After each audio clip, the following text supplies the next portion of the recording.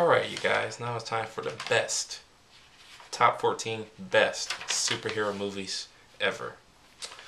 After this list, there's going to be one more video about the superheroes, but you have to wait and see what that video is, because I'm not putting those movies in this category. So, don't ask me about, well, why the Credibles ain't in there? Because they're in the next one. Alright. So at number 15, we have Batman Begins. I love this movie because it restarted the whole franchise. The whole movie was about Bruce Wayne's journey to becoming Batman, and it was about the Scarecrow, kind of a weak villain, but he was pretty decent. Then you got Ra's al Ghul, aka Liam Neeson, being a nice badass in there. I like that movie. Personally, I like Batman Begins better than The Dark Knight. Hey, but that's my opinion, right? So now, number 14, we have Daredevil, the director's cut. Because the director's cut put the fucking subplot back into the movie. So now we have the actual R-rated Daredevil that we should have gotten. And the story makes sense now. It's not just some stupid love story. It actually is like a revenge thriller-like thing. And it's awesome. That's what we should have gotten. But you know, not Mark Stevens, whoever the producer was wouldn't fuck that over. 13, we have Thor. Yes, Thor was awesome. I never liked my Thor comics. I always hated Thor and Captain America's comics. But for some reason I like the TV, I like the cartoons, and I like these movies.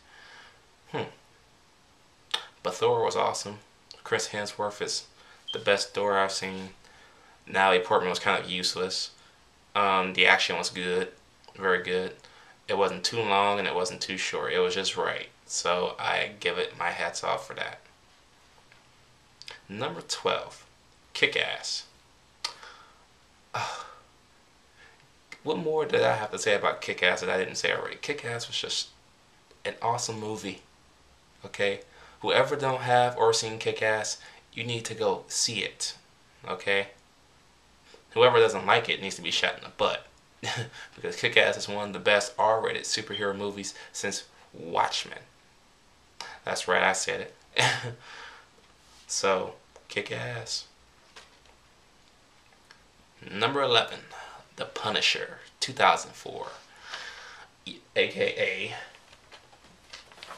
this one right here. Yeah. That movie was awesome. That's the way to make a Punisher movie. Too bad the sequel never got off the ground and said they wouldn't reboot it into the Punisher Warzone, but that's another story. But the Punisher, simply awesome. You gotta love John Travolta as the bad guy. It's just something about him being a bad guy. It's just badass, you know. And then when he gets mad, his two front hairs come down and is hanging in front of his face, and he looks like a villain. Then he had to go like this. Oh man, that was good stuff. Number 10, Watchmen. Hey, Watchmen made the list. Yay. Why? Because it's the second best R-rated superhero film. We don't get a lot of R-rated superhero films, but when we do, they're awesome and they're grittier. So now we have, this is what, the third superhero film that's rated R? We have Daredevil, Kick-Ass, and now Watchmen. So that's a good way to go. Hopefully, hopefully Kick-Ass 2 will be awesome, and hopefully if they ever make a sequel to Watchmen, which I don't think they will though. But if they do, hopefully it's good, because Watchmen was just simply amazing. Granted, it's like 2 hours and almost 30 minutes, but yeah, it's good. Number 9, the Spider-Man Trilogy. Now, not a lot of people like Spider-Man 3. I, on the other hand, like Spider-Man 3, and here's why. Sony never gave Sam Raimi complete control. He wanted to do the Vulture since the second movie. But Sony's big headed behind says, no, we only want to do the villains people know about. I know about all Spider-Man villains. I want to see all Spider-Man villains at least get a chance on this movie. And if Sam Raimi wanted to do Vulture, let him go ahead and do Vulture. What was the big deal? It was Spider-Man 2. What was the big deal about putting Vulture as the main villain? But no. At least we got Dr. Octopus. That was the good thing. Here's the thing they wanted to do. They wanted to put Venom in there. Me, I hate Venom. I hate Venom and I hate Carnage because they're pussies. Okay? All you gotta do is make a loud racket and now scare the symbiote right off of their bodies. Am I supposed to be scared or threatened by that? No. So I'm not mad at Sam Raimi for making Venom a bitch. Because he's basically a bitch anyway. Because once you make a loud racket, that symbiote turns into a pussy. So, hey, you can hate me for it, but hey, it's true. Venom and Carnage are whack. Okay? You want somebody threatening? Scorpion. Dr. Octopus. Shocker. Matter of fact, the deadliest one, Electro. Okay? Number 8, The Crow. Brandon Lee. Brandon Lee, you and your dad and Bruce are going to be missed. Because The Crow was awesome, okay? I consider The Crow a superhero movie only because he's fighting crime for the good, basically. And he's avenging him and his girlfriend or his wife's death. Okay? That's basically the story of every superhero. And I'm pretty sure if he were alive today, The Crow 2 wouldn't have sucked. I'm pretty sure if he were alive today, he would have been a great action star. Could have been one of the superheroes in the Avengers. We don't know. It's a shame. Number 6.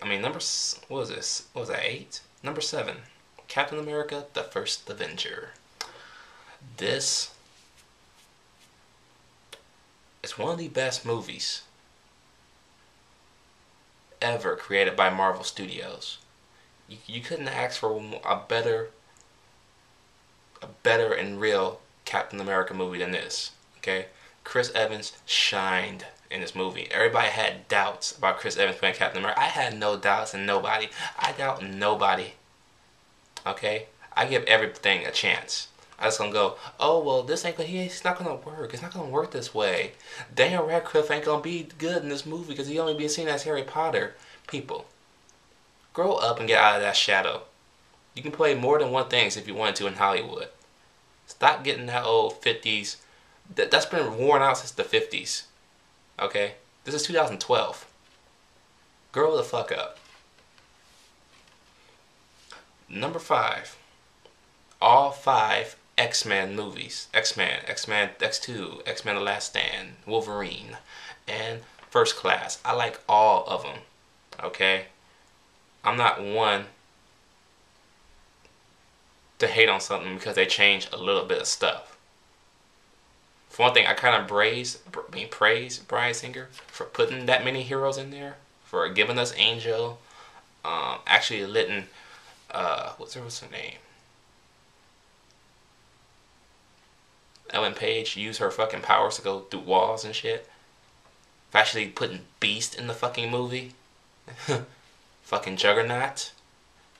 And y'all hating on that because what? He's going back to the comic book days? He's giving you the comic book characters we should have gotten?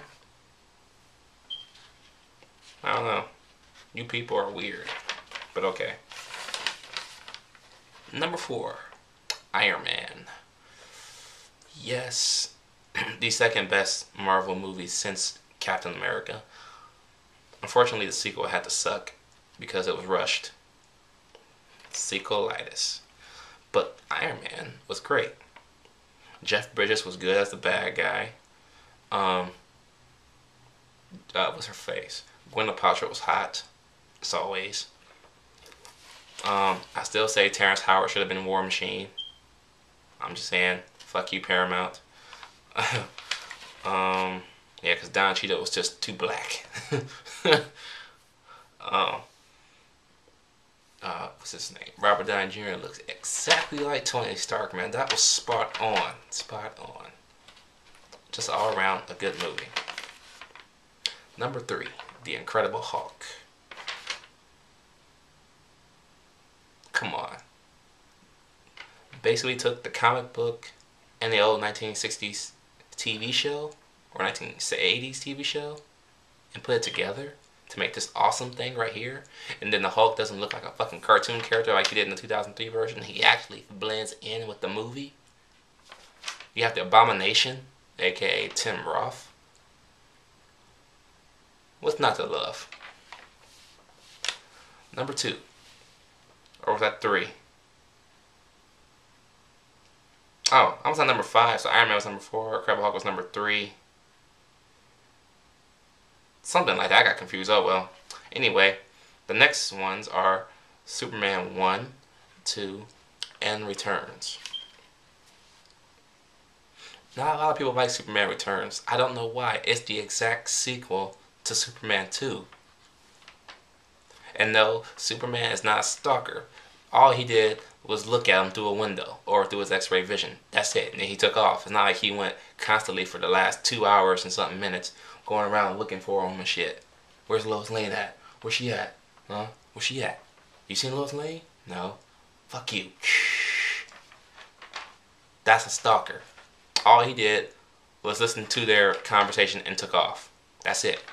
That's not stalking. Okay? Stalker, he is multiple times. You gotta keep going and following this person. He didn't do that.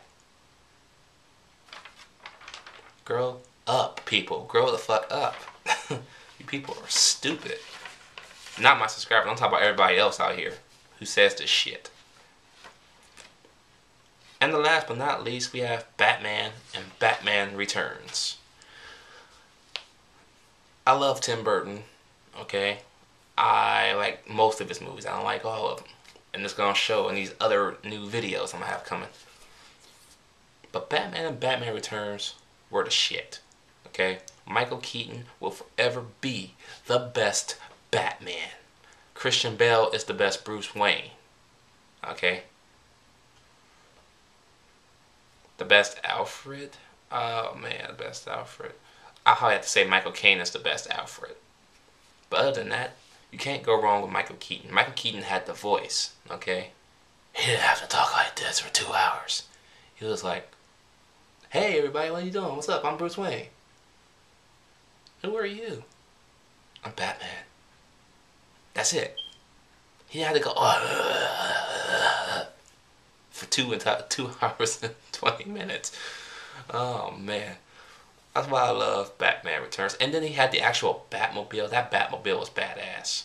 Okay? I mean the Batman Begins Batmobile was alright. But the Batman Returns Batmobile was the Batmobile. Okay? It was spot on the best Batmobile in the franchise.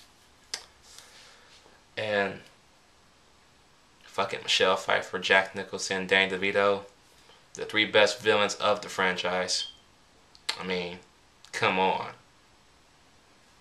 How you don't like those 3? Well, that is my top 14 best superhero movies ever. Let me know what y'all think down in the universe box down below. And please, no Dark Knight questions, because I have a specific category for the Dark Knight to be in. He's just not in this one. So yeah, I am out. I'll see y'all later. I'm about to shoot the last superhero video. Later.